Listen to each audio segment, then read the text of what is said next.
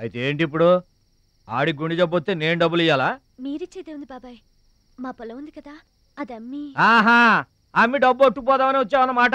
మా తల్లే, వాటాలు పంచేయటానికి మీ 5 పూచు పుల్ల కూడా లేదు ఇక్కడ.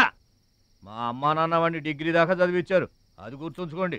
వాడు చదువుకున్నాడు కాబట్టే వాడికి 5 ఎకరాలు పంచారు. మీరు చదువుకోలేదు కాబట్టే మీకు 20 ఎకరాలు ఇచ్చారు. అయినా ఇవాళ వాడి ప్రాణం మీదకి వచ్చి అవసరమై వాడి పొలం వాడు అమ్ముకుంటానంటే మీరు అభ్యంతరం పెడతారేంటండి? అయినా వాడికి చదువు వచ్చింది, చదువుకున్నాడు. మీకు చదువు రాలేదు, చదువుకోలేదు. వాళ్ళు రాలిపోతాయి మరో మాట మాట్లాడేవంటే. నాకు చదువు రాక కాదు, ఆడి కోసం త్యాగం చేశా. అన్నయ్య నువ్వు పలక బల్పం పట్టుకో, నేను పలుకు పారా పట్టుకుంటానన్న. అన్నయ్య నువ్వు బళ్ళోకి వెళ్ళు, నేను బర్రెల కాపలాకి వెళ్తానన్న. అన్నయ్య నువ్వు లాగు చొక్కా వేసుకో, నేను గోసి పెట్టుకుంటానన్న. ఇలా ఆడి కోసం త్యాగాలు చేయబట్టి ఆడు చదువుకొని గొప్పడు అయిపోయాడు. ఇంకా ఆడి కోసం త్యాగాలు చేసి నా పెళ్ళం పిల్ల రోడ్ల మీద అడుక్కు తినమంటావా? చెప్పు చోమహా. అలా అంటావేంటి బాబాయ్? 15 ఏళ్లుగా మా పొలం మీరు పండించుకుంటున్నా ఒక్క పైసా కూడా అడగలేదు. ఇవాళ అవసరం వచ్చి మా పొలం మేము అమ్ముకుంటామంటే కుదరదంటారేంటి? ఏంటి నిలదీస్తున్నావా? నీకు సమాధానం చెప్పాల్సిన అవసరం నాకు లేదు. పిచ్చయ్య గారు, మీరు మాట్లాడుతుంది ఏమీ బాగలేదు. అరే, ఆపరేషన్కి అవసరమై వాడి పొలం వాడు. పొలం మాట ఎత్తకుండా ఉంటావంటే నేను రాత్రికేడ పడుకొని పొద్దుటే వెళ్ళిపోండి, లేదా అక్కర్లేదు, మేమే వెళ్ళిపోతాం.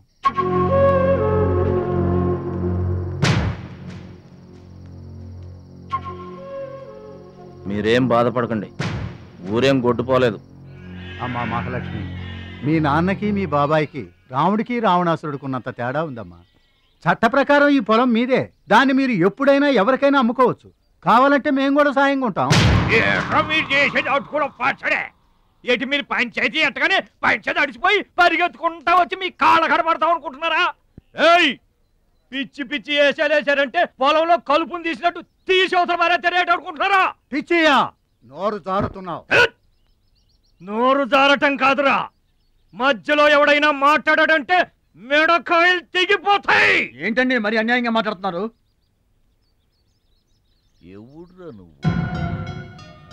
ఎవడ్రా నువ్వు? ఇది మాకు సంబంధించిన విషయం. మధ్యలో మాట్లాడటానికి ఎవడివిరా నువ్వు? మీరు మర్యాద లేకుండా మాట్లాడుతున్నారు. మర్యాద ఎక్కువ ఇచ్చాను కాబట్టే ఇంకా ఈ ఊళ్ళో ఉన్నారు.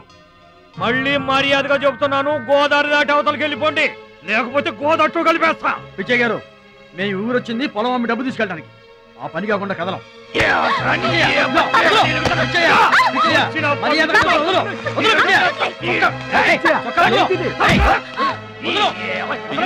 తప్పు చేస్తున్నావు. నువ్వెవడ్రా చెప్పటానికి? మనిషిని రా పశువా.